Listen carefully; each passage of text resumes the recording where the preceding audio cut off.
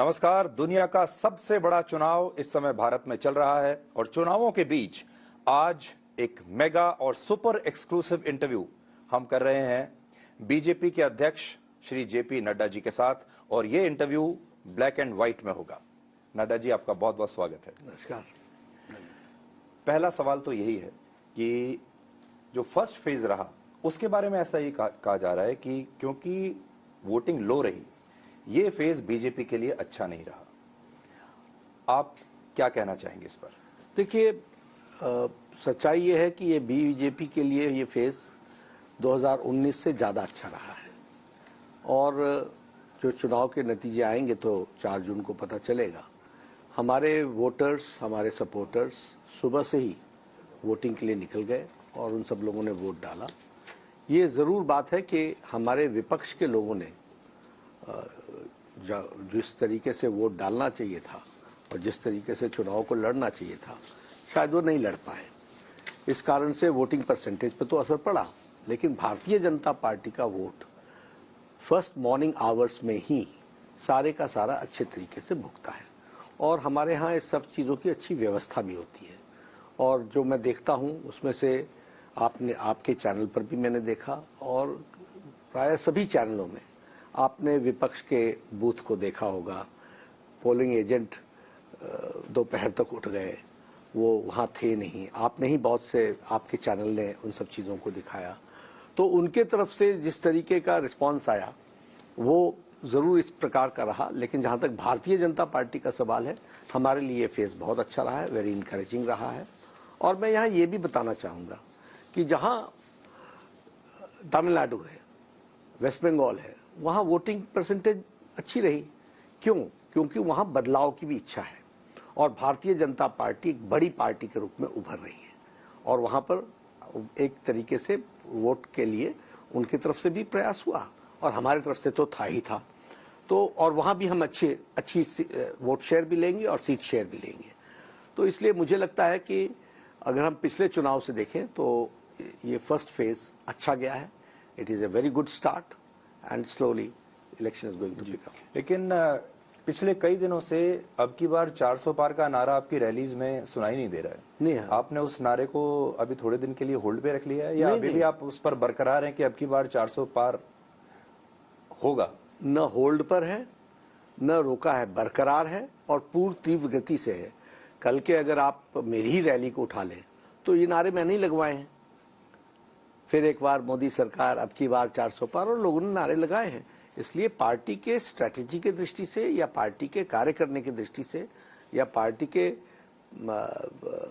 Campaigning की दृष्टि से हम 400 पार पर टिके हुए हैं, पूरी ताकत से लगे हैं और उसके तरफ हम पूरी तीव्र गति से अग्रसर हो रहे हैं। 102 सीटों पर चुनाव के बाद आप अभी भी ये मेंटेन करते हैं कि 370 और 400 का जो आपने आंकड़ा रखा था, बिल्कुल ये आप अचीव कर पाएंगे? बिल्कुल, इसको और अच्छे तरीके से अचीव करेंगे।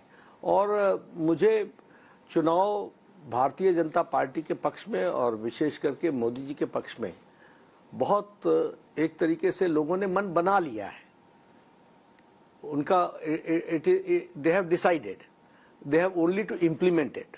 और हमारे लिए ये आवश्यक है कि हम उसको क्रियान्वयन ठीक ढंग से हो जाए। ये मैंने इसलिए आपसे मैंने पूछा कि जो इस बार वोटिंग कम रही वो उन सब क्षेत्रों में और राज्यों में कम रही जहां आपका स्ट्रांग होल्ड माना जाता है। देखिए, सबसे कम वोटिंग हिंदी स्पीकिंग स्टेट्स में रही है। अगर उसका हम ब्रेकअप देखें तो बिहार में सबसे कम, छत्तीसगढ़, मध्य प्रदेश में तो 7.2% पहले के मुकाबले कम रही है। उत्तर प्रदेश, उत्तराखंड, ये सारे वो राज्य हैं जहां ये आपके स्ट्रांग होल्ड, जहां आप पूरे में से पूरे सीट लेते आए हैं, वहां वोटर का ना निकलना, इससे आपको नुकसान होता है या विपक्ष को नुकसान होता है? कौन वोटर नहीं निकला? उनका वोटर नहीं निकला, हमारा वोटर पूरा निकला है, पूरे का पूरा। और यही तो मैं आपको तस्वीर बता रहा हूं। ये आप मेरी बात को की तायद कर रहे हैं, आप मेरी बात को सपोर्ट कर रहे हैं कि जहां विपक्ष बिल्कुल बिखर गया, विपक्ष चुनाव में ही मैदान में नहीं रहा। आपने मध्य प्रदेश की बात की जी। मध्य प्रदेश में हमको किसी सीट पर दिख ही नहीं रहा था कि कोई फाइट हो रही है। पता करना पड़ता था कि कैंडिडेट कौन है, हमको नहीं। हमारे कल मुझे एक बड़े प्रतिष्ठित पत्रकार मिले, उन्होंने कहा मेरा ड्राइवर नहीं जानता कि कौन लड़ रहा है विपक्ष में, मेरे परिवार के लोग नहीं जानते कि कौन विपक्ष में लड़ रहा है। तो ऐसी परिस्थिति में जो हमारा वैचारिक पृष्ठभूमि पर जो विरोधी वोट है, जब वो नहीं निकलेगा तो परसेंटेज तो कम होगी। लेकिन ये सब स्टेट्स वो हैं जहां भारतीय जनता पार्टी के साथ लड़ने वाली पार्टियां, विपक्ष की पार्टियां, वो एक तरीके से बिखर सी गई और उन्होंने इलेक्शन को जिस तरीके से लड़ना चाहिए था वो नहीं लड़े हैं और इस कारण से इस तरीके का दिख रहा है। लेकिन भारतीय जनता पार्टी, हमारे लोग, हमारा वोटर पूरी मुस्तैदी से उसने सुबह सुबह ही लंबी कतारें लगा करके वोट अपना दिया है। पर देखिए, अगर इतनी बढ़िया स्थिति बीजेपी के लिए है तो फर्स्ट फेज के बाद प्रधानमंत्री मोदी को ये मुस्लिम का मुद्दा, मुस्लिम कार्ड जिसको हम कह सकते हैं, ये मंगलसूत्र का मुद्दा, ये उठाने की ऐसी क्या आवश्यकता पड़ी? आवश्यकता इसलिए पड़ती है कि ये जो कांग्रेस पार्टी की डिविजिव पॉलिटिक्स है और जो डिवाइड एंड रूल के साथ साथ जो तुष्टीकरण की पॉलिटिक्स है, अपीजमेंट की पॉलिटिक्स है और उसको बहुत गार्डेड तरीके से, बहुत शातिर तरीके से रखने का प्रयास है, देश को एक मुसीबत की तरफ धकेलने का प्रयास है, इसके खिलाफ बोलना है कि नहीं बोलना है? और मैनिफेस्टो की बातें निकलते निकलते और उसका विश्लेषण होते होते थोड़ा टाइम तो लगता ही है। नहीं, पर ये तो आप फर्स्ट फेज में भी बात बोल सकते थे, चुनाव से पहले भी बोल सकते थे। मैं क्या कह रहा हूं? लेकिन फर्स्ट फेज खत्म होने के बाद मेरा एग्जैक्ट सवाल ये है कि क्या ये पैनिक बटन दबाया है आपने और प्रधानमंत्री ने? नहीं, बिल्कुल नहीं, बिल्कुल नहीं, कोई पैनिक बटन नहीं है। इलेक्शन इसी तरीके से धीरे धीरे इश्यूज आते रहते हैं, चलते रहते हैं। सारे इशू एक ही दिन में नहीं दिए जा सकते हैं, वो समय समय पर निकलते रहते हैं। लेकिन ये कोई पैनिक बटन नहीं है। हम सबसे पहले अपना पॉजिटिव नोट पर जितनी बातें थी वो हमने कही और उस कैंपेन को हम लोगों ने इसी तरीके से आगे चलाया। और धीरे धीरे अब विपक्ष के बारे में भी तो बताना पड़ेगा ना, इनका इविल डिजाइन क्या है, इनका जो एक गलत, देश के लिए गलत साबित होने वाला वह डिजाइन क्या है और वो कितने अच्छे शब्दों में परोस करके रखा गया है। तो उसकी जो इंटेंसिटी है उसको भी तो बताना आवश्यक है और उसको बताने का समय होता है। लेकिन आपने शुरुआत की इस कैंपेन की मोदी की गारंटी के थीम पर कि ये हमारा थीम रहेगा, लेकिन वो 19 अप्रैल के बाद मोदी की गारंटी की बजाय अब मुस्लिम और मंगलसूत्र पर आ गया। ये सोच समझकर आपने किया था, ये रणनीति है या जैसे मैंने कहा ये अचानक से आपने गियर शिफ्ट किया? नहीं, ऐसा नहीं है। वन आफ्टर अनदर पहले हम अपने पॉजिटिव नोट्स की सारी चीजें रखते हैं और वो हमने रखी है। मोदी की गारंटी पूरे होने की गारंटी, और ये सेंट्रल थीम है। इसी थीम पर भारतीय जनता पार्टी को करोड़ों लोगों का आशीर्वाद मिल रहा है।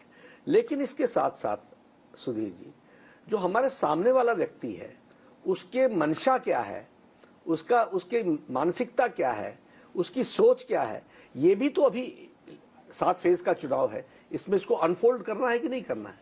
तो इसके अनफोल्डमेंट का टाइम शुरू हुआ, तो वो अनफोल्डमेंट का एक प्रोसेस ये है जिसमें जो प्रधानमंत्री जी ने कहा और उन्होंने बहुत अच्छे तरीके से इस बात को एक्सप्रेस किया कि किस तरीके से ये समाज को बांटने के और खंडित करने का प्रयास भी है और किसी एक को लाभ पहुंचाते हुए दूसरे को नुकसान पहुंचाने का डिविजिव पॉलिटिक्स का भी विचार है। आज आप ये कहना चाहेंगे वाकई जो प्रधानमंत्री ने अपनी रैली में कहा था कि कांग्रेस मंगलसूत्र छीनकर मुसलमानों को दे देगी, घुसपैठियों को दे देगी या उन लोगों को दे देगी जिनके बच्चे ज्यादा हैं?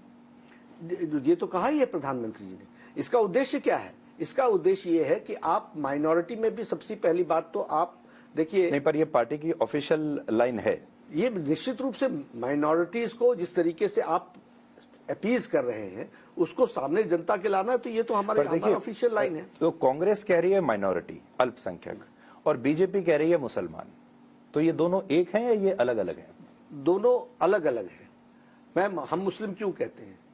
क्योंकि कांग्रेस की माइनॉरिटीज्म का मतलब मुस्लिम तुष्टीकरण है। उन्होंने आज तक कोई भी वाक्य और कोई भी कार्यक्रम कोई जैनियों के लिए, कोई पारसी के लिए, कोई सिख के लिए, कोई किसी और के लिए किया हो, ऐसा नहीं है। दूसरी बात, अगर हम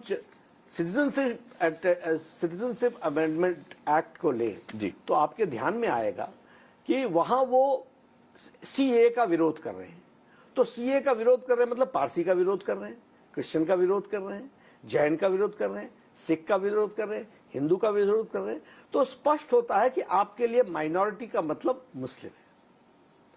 this is the only meaning यही मतलब निकल करके आता है कि आप मुस्लिम तुष्टीकरण को आप माइनॉरिटीज्म बोलते हैं, इसलिए हम उसको अलग अलग मानते हैं। हमारे लिए तो सब बराबर है। हम आप देखिए प्रधानमंत्री मोदी जी की स्कीम, कोई भी स्कीम उठा करके देखिए, सारी स्कीम, उज्ज्वला योजना, उजाला योजना, किसान सम्मान निधि, गरीब कल्याण अन्न योजना, आयुष्मान भारत, कोई भी स्कीम उठाकर देखिए, हर जाति को, हर पंथ को, हर मजहब को, हर को यह स्कीम मिली है। बिल्कुल यही बात। लेकिन इसलिए हम न माइनॉरिटिज्म की बात करते हैं, हम सबका साथ, सबका विकास, सबका विश्वास, सबका प्रयास, और उसको लेटर और स्पिरिट में इंप्लीमेंट करते हैं। ये अलग अलग धागे निकाल करके समाज को, फैब्रिक को डिस्टर्ब करना, ये कांग्रेस की मानसिकता जी जी बिल्कुल सही बात है। कांग्रेस की मानसिकता में मैं यहां ये भी कहना चाहूंगा कि वह देश के लिए हानिकारक होने के बावजूद भी ऐसे विषयों को उठाने में पीछे नहीं रहते हैं जो सोसाइटी को डिवाइड करता है, लेकिन प्रधानमंत्री और जो सोसाइटी को प्रेफरेंशियल ट्रीटमेंट देता है। मोदी जी जब से प्रधानमंत्री बने 10 वर्ष में आज तक उन्होंने कभी इस तरह का कोई बयान नहीं दिया। मुसलमानों को लेकर, नाम लेकर उन्होंने कभी ऐसे कॉल आउट नहीं किया, और 10 साल के बाद वो ऐसी जब बात करते हैं तो लोगों को विश्वास नहीं हुआ। बहुत सारे लोगों को तो लगा कि हम कोई डीप फेक वीडियो तो नहीं देख रहे हैं उनका जिसमें उन्होंने ऐसी बात कह दी है। थोड़ी देर तो लोगों को अचंभा हुआ कि उन्होंने ऐसी बात कैसे कही, और बार बार मैं उसी बात पर आ रहा हूं कि ये बात क्या प्रधानमंत्री के लिए कहनी जरूरी थी और इस रूप में? देखिए, मैं फिर आपको बताता हूं कि आप सुधीर जी, हमको ये समझना पड़ेगा कि जो हमारे सामने वाले की मंशा है उसको सामने रखना यह हमारी जिम्मेवारी होती है, और उस पर डिबेट हो, डिस्कशन हो, जनता के बीच में जाए, इसकी आवश्यकता होती है। और प्रधानमंत्री जी ने बखूबी इसी बात को ध्यान में रखते हुए कि आपका जो इल इंटेंशन है, जो इविल इंटेंशन है, जो आपकी नीयत जो में खोट है, वह जनता के सामने स्पष्ट रूप में जाना चाहिए। जी, अब ये एक विवाद बन गया, शिकायत भी हो गई इलेक्शन कमीशन में, और इलेक्शन कमीशन ने आपको एक नोटिस भी भेजा है क्योंकि पार्टी अध्यक्ष आप हैं, तो उस नोटिस का क्या जवाब आप देंगे? देखिए, अभी तो कंटेंट्स को हम लोग स्टडी करेंगे और उस कंटेंट्स को स्टडी करके उसका हम जवाब देंगे। We respect election commission of India. उन्होंने भारतीय जनता पार्टी के राष्ट्रीय अध्यक्ष को पत्र लिखा है, उसका जवाब दिया जाएगा। बट आपको लगता है ये हेट स्पीच की श्रेणी में आता है? मैं फिर कहता हूं कि पहले उनके कंटेंट को हम पढ़ेंगे, उसके बाद हम देखेंगे कि उसमें से हमको क्या जवाब देना है। लेकिन मैं इतना जरूर कहना चाहता हूं, जो प्रधानमंत्री जी ने कहा वह कांग्रेस की बहुत ही गलत मानसिकता थी, जिसको उन्होंने सामने, देश के सामने रखा है। जी, वैसे ऐसा बहुत कम होता है जब किसी पार्टी अध्यक्ष के सामने दूसरी विरोधी पार्टी का मैनिफेस्टो रखा जाए, लेकिन आज मैं नड्डा जी के सामने कांग्रेस का मैनिफेस्टो लेकर आया हूं और मैं आपको थोड़ा सा उसमें से पढ़कर बताऊंगा। देखिए, जो हम माइनॉरिटीज की बात कर रहे हैं, इस पर क्या लिखा है उन्होंने? वो लिखते हैं, कांग्रेस अल्पसंख्यक वर्ग के छात्रों और युवाओं को शिक्षा, रोजगार, व्यवसाय, सेवाओं, खेल, कला और अन्य क्षेत्रों में बढ़ते अवसरों का पूरी तरह से लाभ उठाने के लिए प्रोत्साहित करेगी और सहायता देगी। एक जगह यह लिखा है, प्रोत्साहित और सहायता। फिर आगे एक जगह और लिखा है कि कांग्रेस यह सुनिश्चित करेगी कि अल्पसंख्यकों को शिक्षा, स्वास्थ्य, देखभाल, सरकारी नौकरी, लोक निर्माण अनुबंध और कौशल विकास में बिना किसी भेदभाव के उचित अवसर मिले। तो हमने भी ये पूरा देखा, इसमें मुसलमान शब्द का कहीं प्रयोग नहीं है, सिर्फ अल्पसंख्यक लिखा है। तो आप कैसे इस नतीजे पर पहुंचे कि इसमें ये जो अल्पसंख्यक है यही मुसलमान है? देखिए, मैं फिर आपको बताता हूं कि मैंने कहा ना कि आज दिन तक उन्होंने कभी अदर माइनॉरिटीज की चर्चा की? कभी उन्होंने अदर माइनॉरिटीज के लिए कोई प्रोग्राम चलाया क्या? और मैंने आपको सीए के माध्यम से भी बताने का प्रयास किया है कि उनका प्रयास हमेशा इस बात के लिए रहा है कि माइनॉरिटीज्म मतलब मुस्लिम तुष्टीकरण, और वो एक इसको वोट बैंक की तरह देखते हैं, और उनको कोई उनसे कोई लगाव है या मोहब्बत है, ऐसा कुछ नहीं है। जितना काम प्रधानमंत्री मोदी जी ने किया है मुस्लिम भाइयों के लिए और माइनॉरिटीज के लिए, उतना किसी सरकार ने नहीं किया है। किसी सरकार ने नहीं किया। कोई सरकार ऐसी स्कीम्स लेकर नहीं आई जिससे हमारे मुस्लिम भाइयों का आर्थिक विकास हुआ हो। अब आप देखिए स्वनिधि योजना, आप देखिए मुद्रा योजना, आप देखिए स्टार्टअप्स, अन्य योजनाएं, ये सारी योजनाएं हमारे माइनॉरिटीज को इन्होंने ताकत दी, क्योंकि जो गरीब है उसको वो ताकत मिली है। लेकिन इसमें जो प्रोत्साहन करना और जो सारी बातें आती हैं, वह आप सबसे अलग हट करके प्रेफरेंशियल ट्रीटमेंट की बात करते हैं। पर देखिए, और प्रेफरेंशियल ट्रीटमेंट की जब आप बात करते हैं जी, तो आप आप उसके प्रति भी ईमानदार नहीं है। आप उसके वोट की तरफ नजर रख करके कर रहे हैं, वोट बैंक की राजनीति कर रहे हैं, तुष्टीकरण कर रहे हैं, सब्जबाग दिखा रहे हैं। ये सारी चीजें सामने आनी चाहिए। ये जो कांग्रेस का मैनिफेस्टो है, ये इन्होंने रिलीज किया था 5 अप्रैल को, और बीजेपी ने ये मुद्दा उठाया है 19 अप्रैल की वोटिंग के बाद 21 अप्रैल को। तो आपने क्या ये देर से पढ़ा, आपको देर में समझ नहीं, में आया? ऐसा नहीं है सुधीर जी, आप इसको पहले दिन से भी उठा मैं सकते क्या थे? कहता हूं, election campaign is an unfoldment. हम पहले दूसरे का सब्जेक्ट क्यों उठाए, पहले हम अपना सब्जेक्ट उठाएंगे। हमने अपनी सारे प्रोग्राम्स के बारे में चर्चा की है, उसको हम लोगों ने पूरे मैक्सिमम तक हम ले गए हैं। अब चुनाव के अंदर इश्यूज आते रहते हैं, वो हमारे ध्यान में था, जब उठाना था तो उठाया। पर 80% जो बहुसंख्यक हैं, जो हिंदू हैं, आपको ऐसा नहीं लगा कि वो सिर्फ आपकी सरकार की योजनाओं के आधार पर ही आपको वोट दे देंगे? मोदी की गारंटी ही काफी है। तो दे ही रहे हैं, वो तो दे ही रहे हैं। इस मुद्दे की आवश्यकता ही नहीं थी? नहीं, ऐसा नहीं, सामने वाले के बारे में बताना पड़ता है भाई साहब। सुधीर जी, ऐसा नहीं है। We cannot let our ideological people having different opinion, जो हमसे विपरीत विचारधारा रखते हैं और हमारे खिलाफ लड़ रहे हैं, उनकी मानसिकता न दिखाई जाए और उनकी मानसिकता जनता के सामने न आने दी जाए। ये हम नहीं करते, ये हम उसके सामने लाते ही लाते, और अभी और भी लाएंगे। राहुल गांधी बहुत खुश हैं आजकल, और वो कह रहे हैं कि देखिए, मैंने बीजेपी को नर्वस कर दिया है, मैंने इतना क्रांतिकारी मैनिफेस्टो बनाया है। और बहुत सारे लोगों का ऐसा कहना है कि इस चुनाव में राहुल गांधी रीलॉन्च हो गए हैं। ये उनकी अच्छी एक लॉन्चिंग हो गई है, अचानक से उनका थोड़ा जोर दिखाई दे रहा है। आपको लगता है ऐसा? देखिए, आप लोग बार बार मुझे प्रेरित करते हैं कि मैं राहुल गांधी जी पर कुछ टिप्पणी करूं।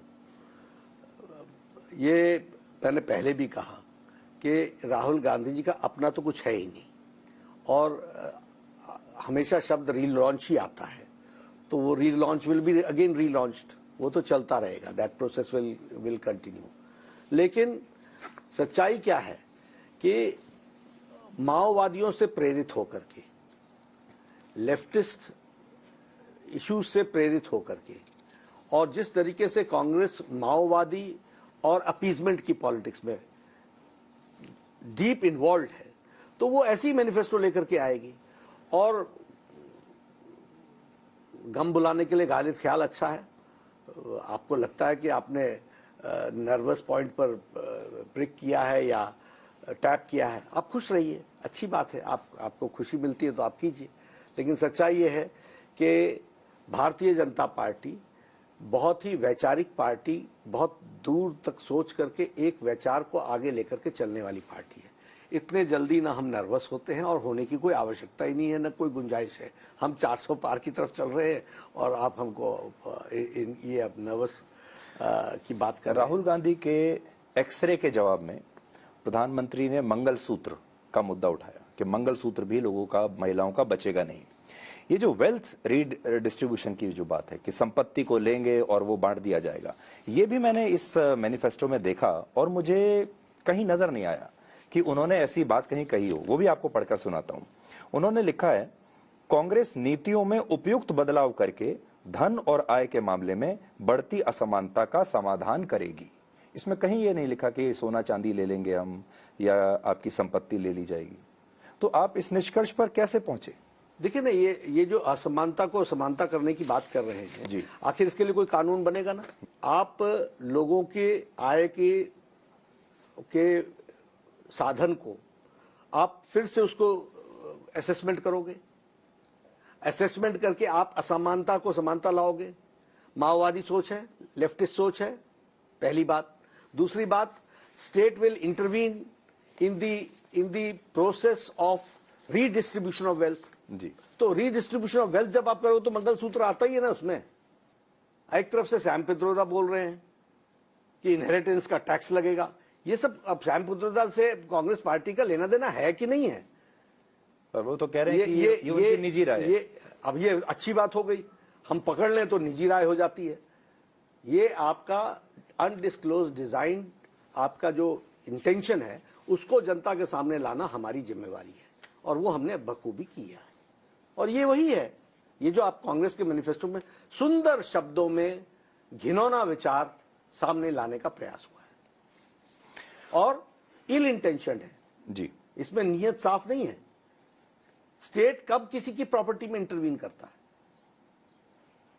इक्वल डिस्ट्रीब्यूशन के स्टेट के जब कॉन्सेप्ट को हम लेकर के, जब हम इक्वल डिस्ट्रीब्यूशन नहीं, जब हम किसी की आमदनी के बारे में कहते हैं तो फेयर प्रोसेस क्या है कि according to his income he should give his share to the state. और जिसकी आमदनी कम है या कमजोर है, वीक है, उसको हम एम्पावर करते हैं, वो स्टेट अपने सिस्टम से एम्पावर करता है। लेकिन आप असमानता को समानता लाने का प्रयास कर रहे हो, इसका मतलब आप स्टेट की प्रॉपर्टी, आप किसी की इंडिविजुअल प्रॉपर्टी को आप कम करके वो किसी को देने का प्रयास। आप कहीं डरा तो नहीं रहे हैं वोटर को? मैं नहीं डरा रहा हूं, मैं तो आपको फैक्ट बता रहा हूं। मैं जो कांग्रेस पार्टी सोच रही है वो आपको बता रहा हूं। मैं क्या डराऊंगा? जो लोग इंशाअल्लाह भारत होंगे टुकड़े टुकड़े, उनको आप एमपी का कैंडिडेट लड़ाते हो और उसके बाद मेरे को डराने के लिए कुछ रह गया है क्या? ये जनता जानती नहीं है क्या? और मेरे को सिर्फ इनको याद ही दिलाना है ना, अफजल हम शर्मिंदा हैं, तेरे कातिल जिंदा हैं, ये एंटी नेशनल फोर्सेस के साथ खड़े लोग हैं कि नहीं है? तो हम डरा नहीं रहे हैं, लेकिन हम आगाह कर रहे हैं, बताना हमारी जिम्मेवारी है। दूर तक इनकी इंटेंशन जो है उसको ठीक से समझ करके जनता तक पहुंचाना, ये हमारी जिम्मेवारी है। राम मंदिर पर भी मैं आपसे ये जानना चाहूंगा। देखिए 2019 में भी बहुत सारे लोग जो याद करते हैं वो ये कहते हैं कि 2019 के जनवरी महीने तक बीजेपी कोई बहुत अच्छा नहीं कर रही थी, लेकिन उसके बाद पुलवामा का एक ऐसा हादसा हुआ जिसकी वजह से लोगों में एक जबरदस्त जागृति आ गई। इस बार राम मंदिर को लेकर लोगों को ऐसा लगता था कि राम मंदिर से आपको बड़ा लाभ मिलेगा, लेकिन राम मंदिर जो है वो बहुत जल्दी पीक कर गया और अब लोग राम मंदिर को भूलने लगे हैं, जिसकी वजह से फिर से बीजेपी वहीं आ गई है जहां आपका ग्राफ जहां जनवरी में था। देखिए सुधीर जी, मैं आपको बताना चाहूंगा कि जहां तक पुलवामा का सवाल है, ये पुलवामा का अटैक पाकिस्तान की तरफ से हुआ था। चुनाव का समय था, हमने कोई उसको चुनाव से जोड़ा नहीं, लेकिन राष्ट्रीय जिम्मेवारी थी कि उनको मुंह तोड़ जवाब दिया जाए। वह मुंह तोड़ जवाब दिया गया, वो चुनाव के कारण नहीं दिया गया जवाब, वो जवाब राष्ट्र हित में दिया गया, नेशनल इंटरेस्ट में दिया गया। इसलिए हम चाहे पुलवामा की घटना हो, चाहे राम मंदिर की घटना का प्राण प्रतिष्ठा हो, हम इसको चुनाव से नहीं जोड़ते। राम मंदिर हमारे लिए आस्था का विषय है, पुलवामा हमारे लिए राष्ट्रीय जिम्मेवारी थी जो हमने निभाई, चुनाव के लिए नहीं किया था, और हम उसको उसी तरीके से देखते हैं। राम मंदिर हमारे आस्था का विषय है और हमारे आस्था के विषय में राम मंदिर बनकर के तैयार हुआ प्राण प्रतिष्ठा के लिए, और ये न्यास ने तय किया, डेट भी न्यास ने तय की, हम उसमें शामिल हुए और उसका फायदा बीजेपी को मिले, ये हमारा कभी भी उद्देश्य नहीं है। ये हमारी संस्कृति से, करोड़ों लोगों के आस्था से जुड़ा हुआ विषय है और हम उसको उसी तरीके से देखते हैं। यह जरूर बात है कि उसका भी समर्थन भारतीय जनता पार्टी के पक्ष में आता है।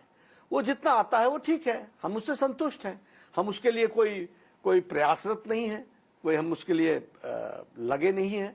ये हमारे लिए राष्ट्रीयता का, भारतीय संस्कृति का, हमारी राम आस्था का विषय था और उस विषय को हम लोग आगे बढ़ा रहे थे और उसको हम लोगों ने पूरा किया है।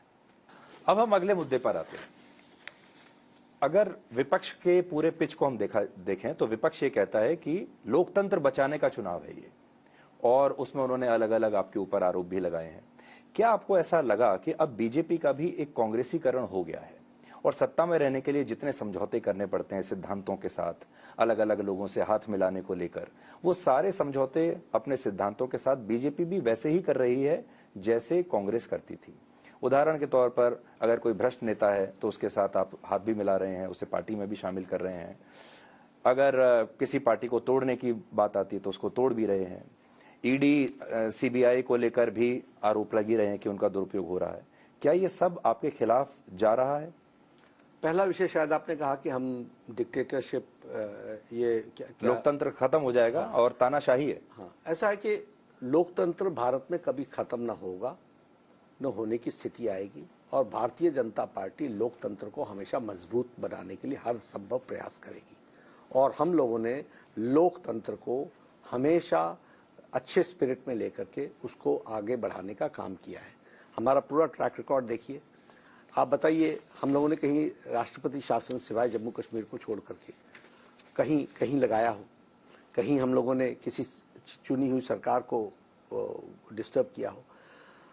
दिक्कत ये आ रही है कि विपक्ष की अपनी एग्जिस्टेंस को खतरा है, डेमोक्रेसी को खतरा नहीं है, अपनी एग्जिस्टेंस को खतरा है। मैंने उनको कई बार कहा कि आपको अगर विपक्ष करना नहीं आता तो हमसे थोड़ा हम ट्यूटरिंग कर देंगे आपकी।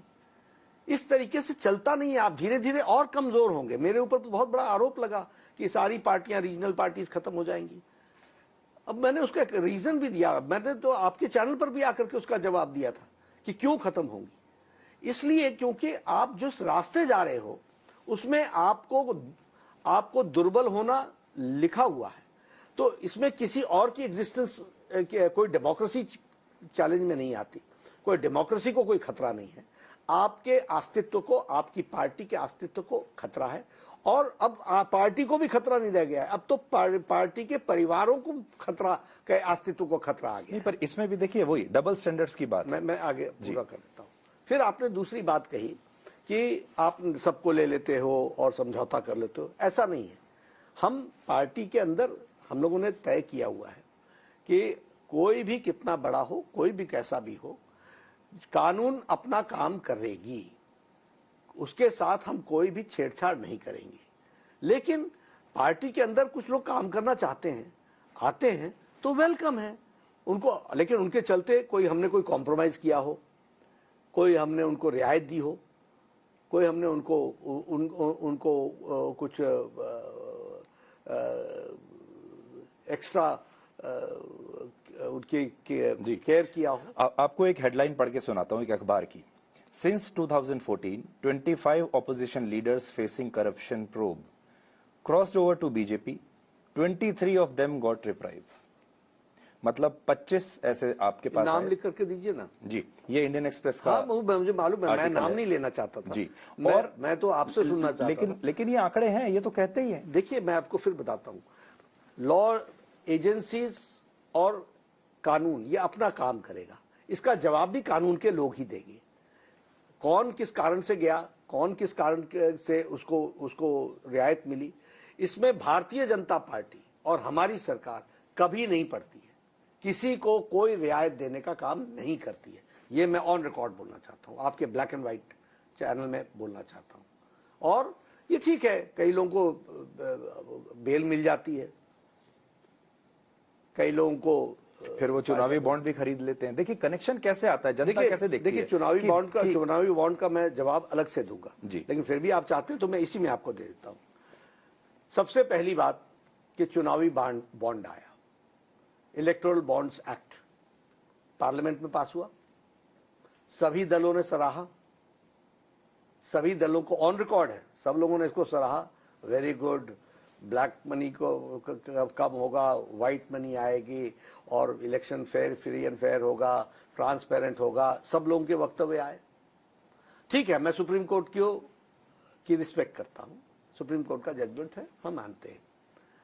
लेकिन सच्चाई क्या है कि ये इलेक्टोरल बॉन्ड 70 साल से आप इलेक्शंस किस हालत में हो रहे होंगे इसको तो आप इमेजिन कीजिए। जो बॉन्ड में लोगों ने चंदा दिया है, ये ब्लैक में आता था, कैसा देश चलता होगा, किस तरीके का चुनाव होता होगा। आज इलेक्टोरल बॉन्ड कम से कम ट्रांसपेरेंट तरीके से लोगों को पता तो चला कि किसने किसको कितना पैसा दिया, किसको कितनी आमदनी हुई। और आप सबके ध्यान में आया होगा, हमारे गृह मंत्री जी ने आपके चैनल पर ही आंकड़ों सहित बता दिया आपको कि 35% के आसपास हमारे पास है, 65%। और जो पार्टियां, कोई स्टेट चलाता है, कोई छोटी स्टेट चलाता है, कोई बड़ी स्टेट चलाता है, उनको बड़े बड़े डोनेशंस मिले हैं। और हमारी पार्टी जिसके 303 अभी निवर्तमान संसद में लोकसभा के सदस्य थे, उसको उसके एवज में जितना मिलना चाहिए वो नहीं मिला है। मैं भी कुछ आंकड़े आपके लिए लेकर आया हूं। देखिए, जिन 30 कंपनियों के खिलाफ जांच एजेंसियों की जांच चल रही है, उन 30 कंपनियों ने कुल मिलाकर 335 करोड़ रुपए के चुनावी बॉन्ड्स बीजेपी को दिए, 335 करोड़ के। फिर देखिए, अगर मेरी जांच चल रही है और मैं गिरफ्तार हो गया तो मैं बीजेपी के चुनावी बॉन्ड क्यों खरीदूंगा? ये रीजन समझ में नहीं आया। इन 30 कंपनियों में से जिन लोगों के खिलाफ एक्शन चल रहा है वो 16 कंपनियां हैं, और उन 16 कंपनियों ने 65% ऑपोजिशन पार्टीज को दिया है। बिल्कुल, मैंने मान लिया ऑपोजिशन पार्टी को। दूसरी बात, मैं उनके ऊपर भी आरोप नहीं लगा रहा हूं। क्या होता है, इलेक्टोरल बॉन्ड्स का टाइम होता है। इलेक्टोरल बॉन्ड, कोई भी आरोपी कंपनी या आरोपी व्यक्ति बॉन्ड क्यों खरीदेगा? मतलब उसकी मंशा क्या है? क्या वो लोकतंत्र को मजबूत करना चाहता है? ऐसा है, मैं क्या वो आइडियोलॉजी की विचारधारा? दोनों चीजें अलग अलग है।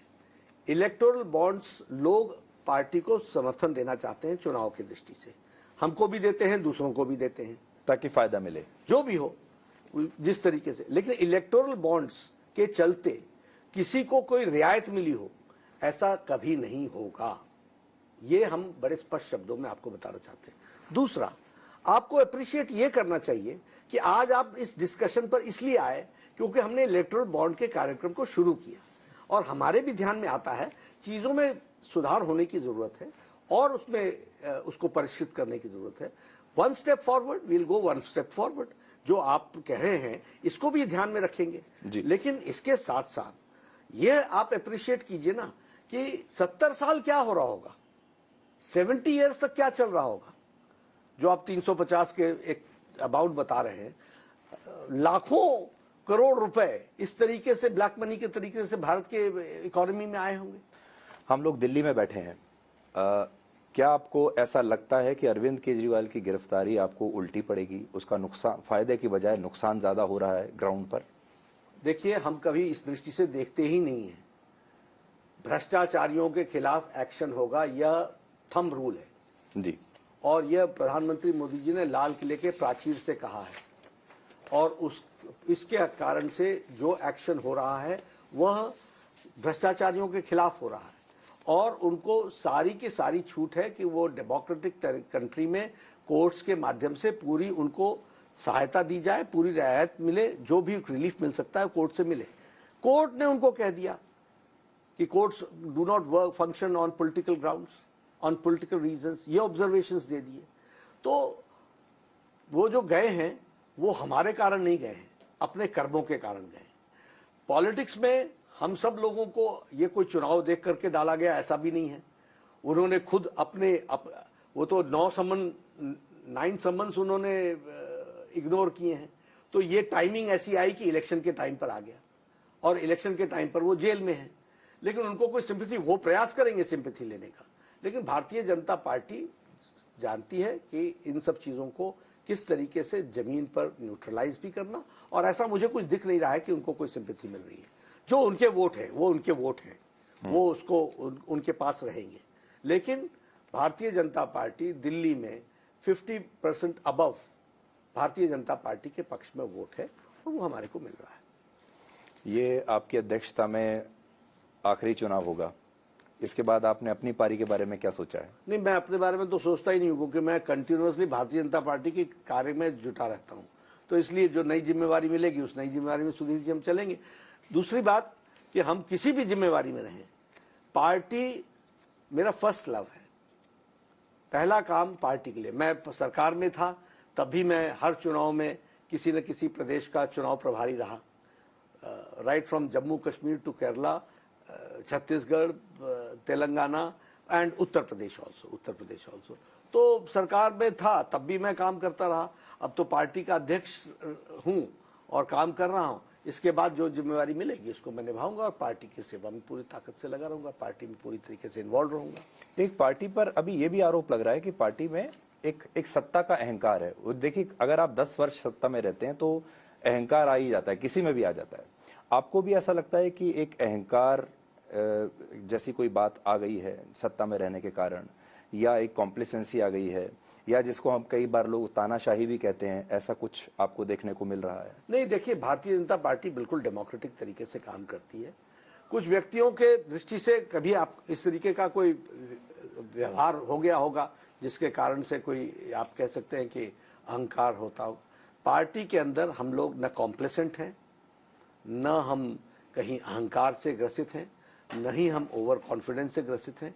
हम धरती को के साथ कनेक्ट बना करके भारत की जनता की सेवा करते हुए आगे बढ़ रहे हैं और आगे बढ़ने का काम हम लोगों ने पकड़ा हुआ है। लोगों को समय समय पर आगाह करना, चेताना, पार्टी के अंदर भी ये इंटरनल प्रोसेस चलता रहता है। तो निश्चित रूप से आप एक भूमिका में रहते हैं तो उसको रिवाइटलाइज करने की आवश्यकता होती है। तो मैं ये नहीं कहता कि रिवाइटलाइज नहीं करना की जरूरत है, वो है, हम उसको करते रहते हैं और सभी लोग एक अच्छी मंशा के साथ भारत के जनता की सेवा में जुटे हैं। अब देखिए, ये सवाल काल्पनिक नहीं है, ये कैलकुलेशन का सवाल है, और वो ये है कि कोई पार्टी जो तीसरी बार सत्ता में आने की कोशिश कर रही है और वो पहले ही 303 सीटें जीत चुकी है, ज्यादातर सीटों में आप 100% सीटें ले चुके हैं, इसके बाद परफॉर्मेंस ऊपर नहीं जा सकती, नीचे ही जा सकती है। और अभी हम जो देखते हैं, ऐसे स्टेट्स तो मिल जाएंगे जहां आपकी सीटें 2-4 कम होंगी, लेकिन ऐसे अभी नहीं मिल रहे हैं जहां आपकी सीटें बढ़ रही हों। उस लिहाज से ऐसा लगता है कि 303 से आपकी टैली नीचे रहेगी।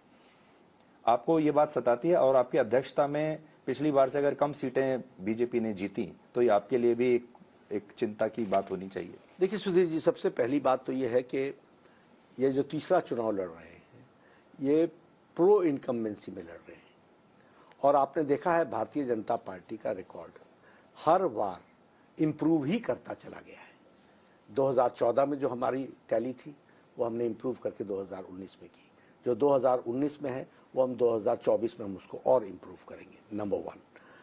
और इसमें मैं ये भी बता देना चाहता हूं कि हम पुरानी स्थानों को तो रिटेन कर ही रहे हैं, हम एंट्री तमिलनाडु में मार रहे हैं, हम बहुत अच्छी एंट्री और बहुत अच्छा रिजल्ट हम इंक्रीज करेंगे उड़ीसा में, हम बहुत अच्छा इंक्रीज करेंगे वेस्ट बंगाल में, हम आंध्र में भी अपने अपने नंबर को बढ़ाएंगे। पिछली बार हमको वहां नहीं आया था, तो ये हमारे स्थान होंगे जो बढ़ेंगे और एक अच्छे नंबर से हम आगे बढ़ेंगे। आज आप क्या नंबर दे सकते हैं? जहां तक मैं नंबर नहीं दूंगा आपको, लेकिन मैं आपको एक बात बताना चाहता हूं। आपने एक और बात कही मैं कि बढ़ने का स्कोप, तो ये प्रो इनकम, मैंने ये कहा कि ऐसे स्टेट्स तो मिल रहे हैं जहां कम हो रहे हैं, तो मैंने बढ़ने वाले, आपने बढ़ने वाले बताए, बढ़ने वाले स्टेट्स आपको बता दिए। दूसरा, प्रो इनकम्बेंसी में हमेशा हमको ध्यान रखना चाहिए कि जनता का विश्वास मोदी जी के नेतृत्व पर और बढ़ता चला गया है, इसलिए वोट शेयर भी बढ़ेगा, सीट शेयर भी बढ़ेगी। जी, आपने एक चीज नोट की होगी, आप तो रोज ग्राउंड पर जाते हैं, आजकल देश में यूट्यूबर्स का बड़ा जोर है और तमाम तरह के यूट्यूबर्स, आपके पक्ष में भी लेकिन आपके खिलाफ भी बहुत सारे यूट्यूबर्स एक्टिव हैं। वो भी बहुत चुनाव प्रचार कर रहे हैं और अलग अलग तरीके के आंकड़े, कई बार उनके आंकड़े गलत भी होते हैं, लेकिन यूट्यूब एक बहुत बड़ा जरिया बन गया है प्रचार करने का, और सोशल मीडिया अचानक से बहुत पॉलिटिकल हो गया है। ये पिछली बार नहीं था, ये नया आपने देखा होगा, और आपने भी इस बार आप भी बहुत सारे यूट्यूबर्स से मिल रहे हैं और उनको पार्टी में भी ले रहे हैं। क्या आपको ऐसा लगता है कि ये नीचे से, जमीन से एक रिवोल्ट करने का एक तरीका होता है जब यूट्यूब ज्यादा पॉपुलर इस तरीके से निकल कर आती है? तो नहीं, ऐसा और वो भी आपके खिलाफ जो नहीं, ऐसा नहीं बात कर रहे हैं। डिजिटल वर्ल्ड में नए प्लेटफॉर्म्स, नए माध्यम बहुत तीव्र गति से विकसित हो रहे हैं, हर चुनाव में हुए हैं। 2014 में बहुत कम पार्टीज को मालूम था कि सोशल मीडिया का इम्पैक्ट क्या है, 2019 में सभी उसमें प्लेयर थे, तो इस बार यूट्यूब आ गया है। Are you a victim of YouTube today? YouTubers? No, not at all. We take everything very positively. We take it in a positive note. आप देखिए, प्रवाह को रोक नहीं सकते हैं, प्रवाह को आप मार्गदर्शन दे सकते हैं, उनको एक रास्ता दे सकते हैं, वो हम करेंगे और कर रहे हैं। आखिर में आपके नंबर्स क्या बताना चाहेंगे आज? मैं बताना चाह रहा हूं कि हम भारतीय जनता पार्टी 400 पार के तरफ एनडीए जा रही है और हर जगह से हमारे को इंक्रीज वोट शेयर में भी मिल रहा है, सीट शेयर में भी मिल रहा है। फाइनल टैली में आपको, क्योंकि अभी पहला ही फेज हुआ है, जरा 3-4 फेज हो जाए तो हम आपको जरूर बताएं। पर अभी आप 400 से नीचे उतरने को तैयार नहीं है? मैं एनडीए की। और बीजेपी की 370 से थोड़ा सा अभी आप नहीं कॉम्प्रोमाइज करेंगे या नहीं, नहीं करेंगे कॉम्प्रोमाइज, बिल्कुल नहीं करेंगे। और मुझे अच्छा वातावरण दिख रहा है, लोग हमारे पक्ष में वोट देना चाह रहे हैं। ये ठीक है कि सामने, क्योंकि विरोधी जिस तरीके से ग्राउंड से अलग है, आपने देख ही लिया, मैंने आपके इंटरव्यू में बता ही दिया कि उनके बूथ खाली, उनके पोलिंग एजेंट नहीं है। तो ये परिस्थिति में सामने नहीं आता है, अपेरेंटली नहीं दिखता है। लेकिन ये जो मंगलसूत्र का मुद्दा उठाया, ये जो मुसलमान का मुद्दा उठाया, इससे आपको ऐसा लगता है कि अब चुनावों में तेजी आएगी? नहीं, ये जनता आगाह होगी। हमने तेजी के लिए इसको नहीं किया है, उनको आगाह करने के लिए किया है कि इंटेंशन क्या है। सर, जो चुनाव का जो कैलकुलेशन है अभी, उससे ऐसा लगता है कि जो मुस्लिम वोट है वो तो कंसोलिडेट हो गया, वो एक तरफ आ गया। कांग्रेस और समाजवादी पार्टी या दूसरी जो पार्टियां हैं वो ये कामयाब रही है करने में। लेकिन ये जो बहुसंख्यक वोट है ये अलग अलग जातियों में बटा हुआ है। क्या यही कारण है कि अब बीजेपी उन सारी जातियों को इकट्ठा करने के लिए अब ये धर्म का कार्ड खेल रही है? या आपने भी देखा होगा अलग अलग सेक्टर्स में, राज्यों में जो जातियां हैं, कुछ जातियां नाराज हैं, कुछ आपसे खुश नहीं है, जैसे राजपूत जाति का मुद्दा आ गया। तो ये आपके लिए कितनी बड़ी चुनौती है? नहीं, हमारे लिए ये कोई चुनौती नहीं है। सबसे पहली बात तो मैं आपको बताना चाहता हूं कि साधारण मानवी भारतीय जनता पार्टी को, मोदी जी के नेतृत्व को वोट देना चाहता है और नेशनल इश्यूज पर वोट देना चाहता है, विकास के नाम पर वोट देना चाहता है। ये जरूर है कि कुछ लोग इस तरीके से विषय को उठाने का प्रयास कर रहे हैं, लेकिन उनको कोई सफलता नहीं मिल रही है। और इस तरीके से कोई जाति का विभाजन हो रहा है ऐसा नहीं है। नेशनल इंटरेस्ट में चुनाव हो रहा है और राष्ट्र के मुद्दों पर ही चुनाव हो रहा है। हम जो बात उठाते हैं वो इसलिए उठाते हैं कि कांग्रेस का और इंडी अलायंस का जो विशियस डिजाइन है वो जनता के सामने आए, वो जनता के सामने एक्सपोज हो, ये हमारा उद्देश्य है। लेकिन कोई जातिगत समीकरण को बैठा करके एक समुदाय को साथ रखना नहीं। हमारा फिर भी प्रिंसिपल सबका साथ, सबका विकास, सबका विश्वास, सबका प्रयास है। और जब हम मुस्लिम माइनॉरिटी की भी बात जब करते हैं तो हम मुस्लिम्स के खिलाफ नहीं, जो कांग्रेस का डिजाइन है वो हम एक्सपोज करते हैं। जो कांग्रेस की डिविजिव पॉलिटिक्स है वो हम एक्सपोज करते हैं। हमें तो वोट, मान लीजिए उनका पहले हमको समर्थन तो ये आपने अच्छा पॉइंट उठाया, आप मुसलमानों के खिलाफ नहीं है। देखिए, मैं फिर बताता हूं, भारत की का जो पॉलिटी है, जो हमारा वोटर है, जो हमारे लोग हैं, वो सबके विकास के बारे में बात हो, ये हमारा उद्देश्य है। सबका साथ, सबका विकास, सबका विश्वास, सबका प्रयास। ये जो प्रेफरेंशियल ट्रीटमेंट देने की बात करते हो, ये एक्सपोज होने की जरूरत है। और मैंने कहा नहीं आपको कि प्रधानमंत्री गरीब कल्याण अन्न योजना में सबसे ज्यादा लाभ हमारे मुस्लिम भाइयों को मिल रहा है। प्रधानमंत्री गरीब कल्याण किसान सम्मान निधि में मुस्लिम भाई हैं। हमारे आयुष्मान भारत में बड़ी संख्या में, बहुत बड़ी संख्या में मुस्लिम भाई हैं। तो हम तो सबको विकास के लिए लगे हुए हैं, लेकिन उनके डिजाइन में प्रेफरेंशियल ट्रीटमेंट है। और ये जो कास्ट की आपने बात की, ये कुछ लोग जो कास्ट के नेता होते हैं, आखिर उनको भी इसी चुनाव के टाइम पर कुछ मुद्दों को उठाने का मौका मिलता है, लेकिन सब एक साथ मिलकर के मोदी जी का साथ दे रहे हैं। नड्डा जी, बहुत बहुत शुक्रिया, आपने बहुत बेबाकी से जवाब दिए। और अब 4 जून के बाद शायद आपसे दोबारा मुलाकात बिल्कुल होगी मुलाकात, और फिर उस दिन हम आपके दावों को क्रॉस चेक कर लेंगे। बिल्कुल, अच्छे से। धन्यवाद। धन्यवाद।